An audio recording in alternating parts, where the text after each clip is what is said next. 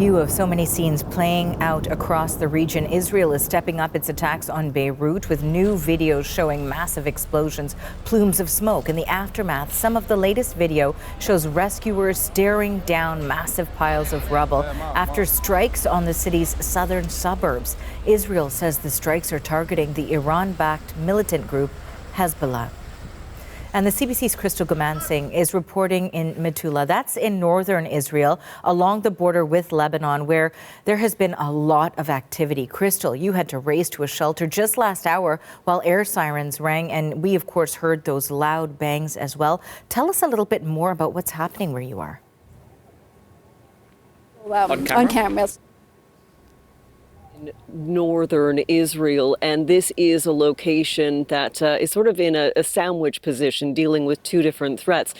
Not too far behind me is Lebanon. It is that close to Lebanon, and the majority of explosions that we are hearing is a part of Israel's campaign in Lebanon. There is an aerial bombardment that's underway. There has been multiple waves of airstrikes in Lebanon, in the south, but also in the capital, Beirut. And so when we hear these explosions, we never really know if it's something that is happening direct or if we're hearing it just because we are so close to the border. But we are also under threat because there are rockets that are being fired into Israel from Hezbollah, the Iranian proxy. And there's also the potential for missiles coming from Iran. So we are paying attention to a number of different warning systems. Earlier, David Common was talking about the fact that at least here in Israel, there are different warning systems to give you a heads up so that you can seek shelter, so that we are trying to pay attention to. There was one situation earlier, not too long ago, where there was some sort of projectile that did hit not far from where we are. We're told it's about a 10-minute drive. We have not yet gone there to see what that scene looks like, but it is a comparison to what is happening here versus what is happening in Lebanon. We know that in Lebanon, those strikes are underway. Officials are telling people in the south to evacuate those communities. Officials from Israel are saying they will target any location believed to be a Hezbollah location, whether that's an operating base, whether that's the weapons storage facilities. It could also be attacks on launch sites. One IDF officer that I spoke with here in Metula said that any time there is a launch towards Israel, it is somewhat helpful because then they can locate that exact site and target it. So a lot of operations happening in Lebanon across the border, most of those by air, but there are ground troops there as well. They're at 5 different posts that were established previously in the south, but there is also a number of troops there who are standing by at the border should they need to go in. We've heard from Israel's defense minister, Israel's prime minister, that all of their efforts will be put on making sure these northern communities are safe from Hezbollah. And now, Crystal, of course, we've been talking about just how active the situation is where you are. We were speaking with Morning Live host David Common as well. I'm hoping that you can describe for us in more detail exactly the steps that you and the crew are taking once those alerts begin.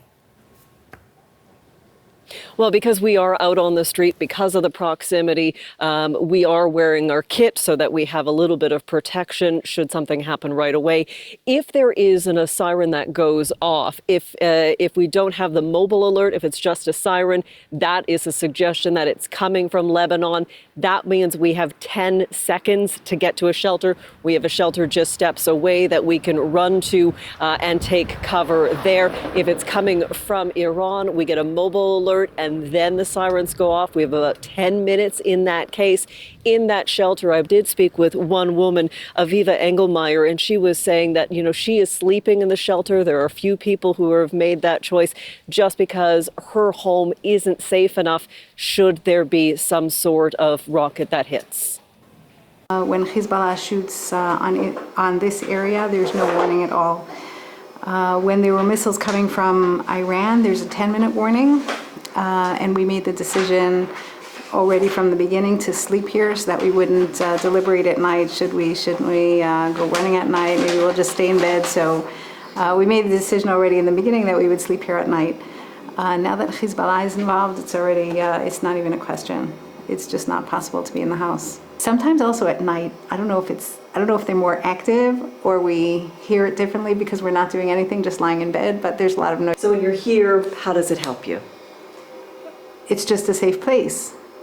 It's a safe place. We brought mattresses, we brought our best covers and pillows, we have art supplies, we have books, we have movies to watch, we have games for the children, a little bit of food and drink. So everyone being encouraged to pay attention to those warnings and seek shelter as soon as they need to. Important to note, northern communities have not been evacuated. Officials are saying they are managing the threat from Hezbollah and issuing those warnings to try to keep everyone as safe as possible, Arthi. Thanks for this, Crystal. That is the CBC's Crystal Gumansing in Metula, northern Israel.